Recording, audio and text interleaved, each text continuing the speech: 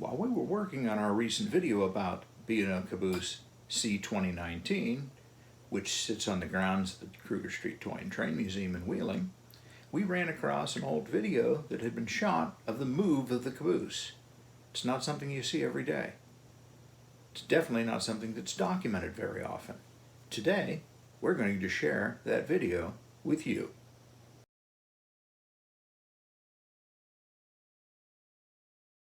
Hello, I'm Allan Miller, the curator of the Kruger Street Toy and Train Museum in Wheeling, West Virginia. And for the next 15 to 20 minutes, you're going to witness an event in Wheeling's history. On April 6th, the year 2000, we moved the Wheeling Caboose, which you see here behind me at its new home here at the museum, from the waterfront in downtown Wheeling to its current location here. So sit back, enjoy, and witness a little bit of Wheeling's history.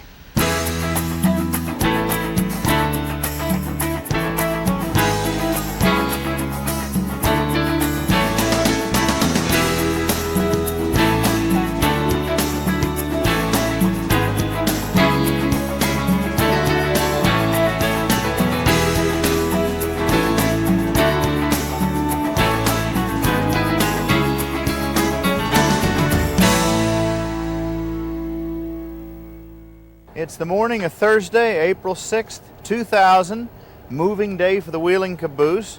Wanted to talk a little bit with Donnie Miller, the owner of J. Miller Transfer and Storage. It's their heavy hauling and rigging division, which is going to be moving the caboose. Donnie, what exactly are you going to do to move this caboose out to the museum? Well, we're going to go in and we're going to get our crane rigged up and put our rigging up and lift the body of the caboose off the trucks. We'll set it on a low boy, and then we're going to set the trucks on the side on the ground, pick the rails up, set it on the flatbed, set the trucks on top of the flatbed, 2 loads, and we're on our way. I understand we were talking earlier, you've done this kind of work before. You've moved cabooses in the past. A lot of them. Cabooses, railroad locomotives, complete trains for U.S. Steel. Which anymore is a rarity, but yes. It's good to know we have somebody with experience doing the job. It doesn't hurt to have somebody in a relationship. Donnie owns a company that actually was in the family, what is it, 5 generations, 6? 5 generations. 5 generations. And the company moved heavy locomotives, narrow gauge and what have you, back in the it goes back quite a distance into prior to World War I. And there's a little bit of a history between he and I, because our fathers were brothers and they were train collectors. Both of our fathers were. And the rest of the relationship, our side of the family collected Lionel and Marks, and your side was American Flyer and HO. And HO. Yeah. So it's only befitting that we end up with the real thing. We're sort of upgrading our collection here, wouldn't you say? I would think so. Yes, yes. So I remember as a youngster over here at 1012th Street was the offices of the J. Miller Transfer and Storage, and on the wall I was rather impressed as a youngster with the photographs that were along the sides, and that's how I knew about the locomotives. In those days they didn't have cranes like we have here with a J.L. Grove.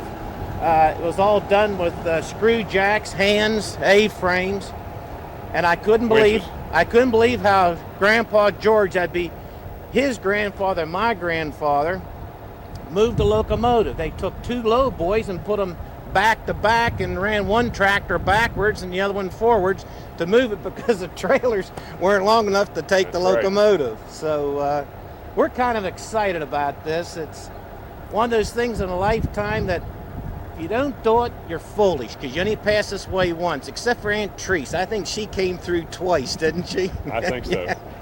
So we're just excited. I'm glad Donnie took the trucking company over to keep it in a relationship. Well, we've got our low boys, we have our crane in position. Now it remains is to get the caboose ready to move. And the old saying, time's money, so let's get moving it. Rigged up. Okay.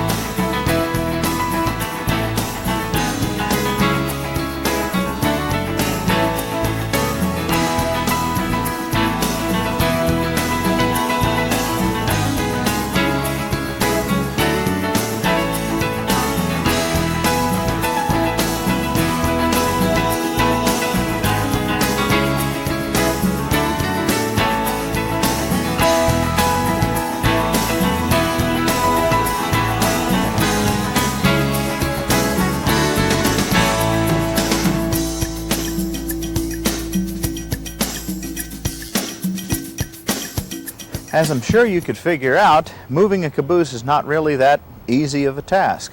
We had the local experts take care of the move. Demco Trucking, which used to be the J.E. Miller Transfer and Storage Heavy Hauling and Rigging Division. In the 70s and earlier, they moved countless pieces of railroad equipment, both for the railroads and also for local operations like Wheeling Pittsburgh Steel. Everything from engines to cabooses like the one we moved here. It is a rather involved process. It involved 2 flatbed lowboy trucks, and they brought in a 50-ton crane. They thought a 50-ton crane would be enough to move this caboose, which we soon found out was not true. They ended up having to bring a second crane in to complete the move. Many people wondered why that happened. Well, in a nutshell, this caboose behind me is a wood-sided caboose, but it has steel bulkheads and a steel underframe. When Donnie Miller's crews called down to the B&O Railroad Museum to find out about this caboose, to be sure they brought the right equipment, they were given the weight for a wood-sided caboose, which is about 36,500 pounds. This caboose, being wood-sided with steel bulkheads, weighs about 62,500 pounds. So when the crane started to try to pick the caboose up, the opposite happened. The caboose started to pick the crane up.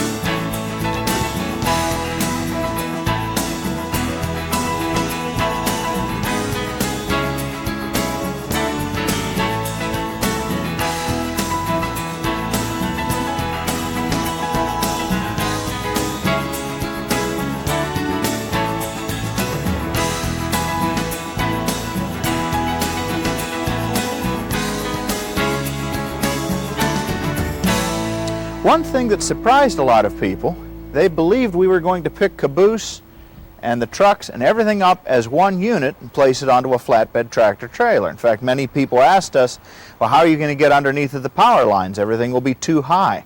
In reality, this caboose, like most railroad cars, is sitting on top of these trucks.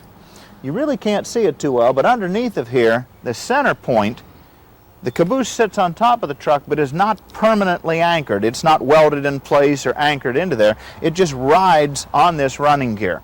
So in reality, what we were able to do was take the body of the caboose, lift it up and place it on one flatbed truck, and then take the 2 trucks and the track and place that on a second truck. That way, when it was brought out to here, not only were both pieces less weight than the entire object, but also when we were able to bring it out here, the trucks weren't too high to make it underneath of electrical lines and telephone lines and things of that nature. So that was one thing that Donnie and the boys at Demco Trucking knew from doing this in the past that honestly we didn't know. Another thing that happened when we moved the caboose, everybody had told us, when you pull the track up, the ties will fall off. We're a bunch of stubborn Germans. We decided to try it anyway. And as you can see here, when we pulled the track up, ties and all came along with it. So we were actually able to bring the track from the waterfront out here and put it in place.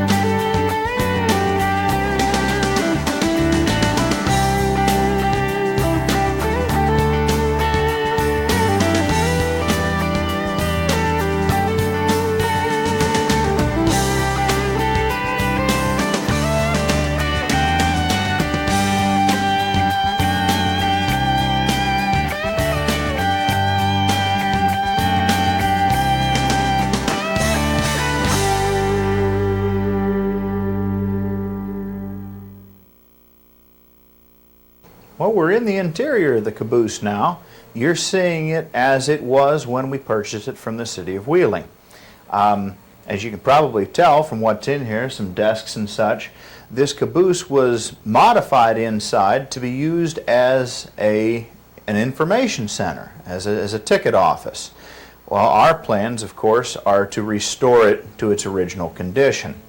You notice there are some things like these two closets back here with the grab irons and the seats at the top, which are out of the original Caboose. There are other areas like everything forward of that which need to be replaced. This Caboose was originally built in 1926, sometime between August 1st and October 31st. And we were very fortunate to find a sister Caboose of number 2019, B&O Caboose 1974, which has already been restored in Barnesville, Ohio. So we do have a very good idea of what should be in the interior, and we will be duplicating the interior to bring it back to what originally would have ran on the rails from 1926 clear up into the late 70s, early 80s, when the railroads began to phase out cabooses. And then, of course, this particular caboose was donated by the Chessie system, which is now CSX Railroad, to the city of Wheeling in 1980.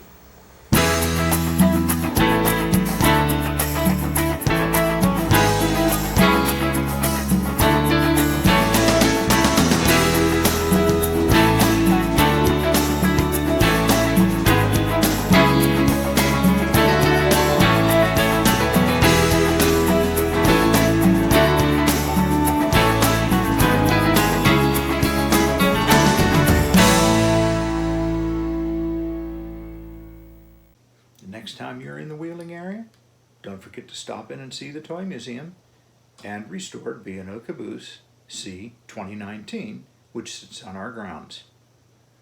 That's it for this episode, but don't forget to like and subscribe so you can keep up with all the comings and goings here at Kruger Street Stories. We'll see you next time. Well, that's it for today's episode of Kruger Street Stories. We hope you enjoyed it. Don't forget to like, press our circular logo on this page to subscribe, and click on the thumbnail to watch this next episode we know you'll also enjoy.